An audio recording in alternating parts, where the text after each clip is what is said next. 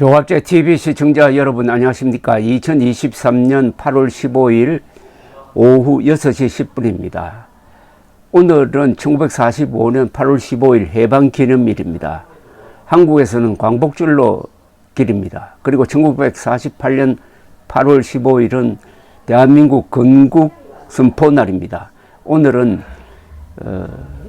상으로 경축할 날입니다. 그런데 북녘에 사는 우리 동포 2,500만의 심정은 어떨까요? 78년 전에 해방된 날을 진심으로 기리고 있을까요? 이런 의문에 답장을 보내주신 분이 있습니다. 이민복 선생입니다. 북한에서 농업기술자였습니다. 러시아로 갔다가 러시아에서 한국으로 왔습니다. 이분은 북한에 풍선 보내는 운동을 계속하고 있습니다. 대북 풍선 단장이라고 불리기도 합니다. 이분이 조갑제닷컴에 보낸 글을 제가 소개를 해드리고 싶은데 아마 여러분들 생각이 달라질 것입니다. 북한 사람들도 오늘 해방기념일이라고 진정으로 축하를 할까 하는 데 대한 답장입니다. 이제는 거의 다 돌아가셨지만 일제 때 산 북한 분들은 그때가 더 좋았다고 은근히 말한다. 치안과 위생 방역도 양호했다. 일제 폐망 말기를 내놓고는 식량 사정도 좋았다고 한다. 말의 자유, 이주의 자유도 훨씬 좋았다고 한다. 그래서 만주와 연해주로 대거 이주도 가능했다는 것이다. 철도 시간도 거의 정확했다고 한다. 몇 분 정도가 아니라 하루 단위까지 넣는 북한 철도 시간이다. 해방 후 무질서와 방역마비로 인하여 치안 불안과 전염병으로 인하여 많은 백성이 죽었다고 한다. 해방 만세만 보이고 이런 뒤편은 애써 안 보고 있다. 해방은 정치가에게나 좋고 언론가들이 말하기 좋은지는 모르겠지만 북한 백성의 행복 지수로서는 제로였다. 해방 후 좀 안정되는가 했는데 6.25가 터졌다. 대동아 전쟁 때도 이렇게 수백만이 죽거나 잿더미가 된 적이 없다. 전후에도 그 고생은 상으로 몰려왔다. 사상투쟁의 도가니와 물질 궁핍인 것이다. 일제 때 아무리 그래도 말 한마디로 죽는 경우는 없었다. 또 온 나라가 거대한 감옥처럼 꼼짝도 못한 적은 없었다. 한편 경제적 궁핍의 심화는 마침내 그 어떤 전쟁의 난해도 없었던 수백만 아사로 나타날 정도가 되었다. 역사적으로 한 번도 경험해 보지 못한 불행이었다. 만약 일제가 이렇게 했다면 아마도 두고 욕을 먹기에 식민지 조선을 이렇게 두진 절대 않았을 것이다. 8.15 해방과 공산혁명 모두가 잘 살자고 하는 것이 아닐까. 이런 최종 목적으로 판단할 때 해방처럼 비극은 없어 보인다. 북한에서는 해방이 비극이었다는 겁니다. 해방이 되자 소련군이 진주하고 김일성을 내세워 가지고 지금까지 3대에 걸쳐서 이런 무자비한 전체주의 독재를 자행하고 있는 그 계기가 해방이었다는 겁니다. 또 북한에서는 김일성이가 소련군이 아니라 김일성이가 군대를 이끌고 와서 북한을 해방했다고 사기를 치고 있습니다. 오늘날 남한의 종북 세력이 다 사기꾼이 된 것은 그 원조인 김일성이 사기를 쳤기 때문입니다. 1987년 대홍단을 가느라 배감에서 빽빽이 협괴열차군요. 협괴열차를 타고 연사군으로 갔다. 연사군에서 백두산 밑 고원인 대홍단까지는 걸어가야 한다. 한여름 더위를 피해 신장로 옆의 큰 나무 밑 농민들 옆에서 나도 땀을 흘렸다. 새까만 벤츠 자동차 한 대가 로켓처럼 먼지를 날리며 지나간다.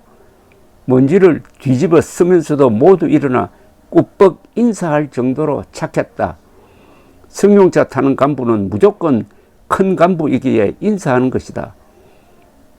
이게 해방된 북한의 모습입니다. 조선조로 돌아갔다는 거죠.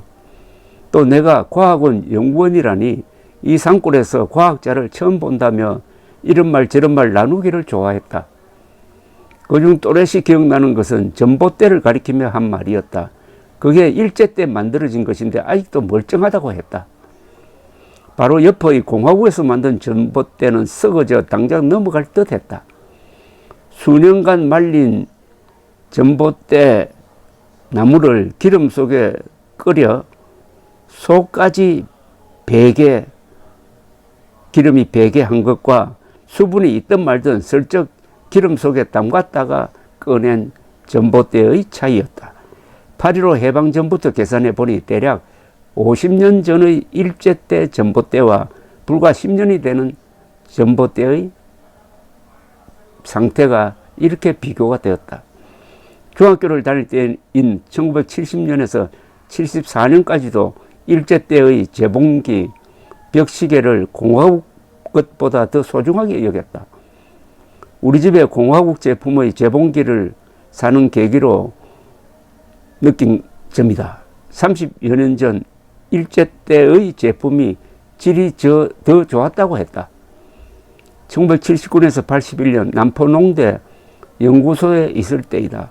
대학 건물이 모자라 4층 건물을 지을 때이다. 기초를 위해 땅을 파니 일제 때의 기초 콘크리트가 나온다. 6.25 전쟁의 폭격에 건물은 날아갔지만 기초는 그대로 있었다. 이 기초를 한마로 쳐보니 탱탱 소리가 날 만큼 탄탄하였다.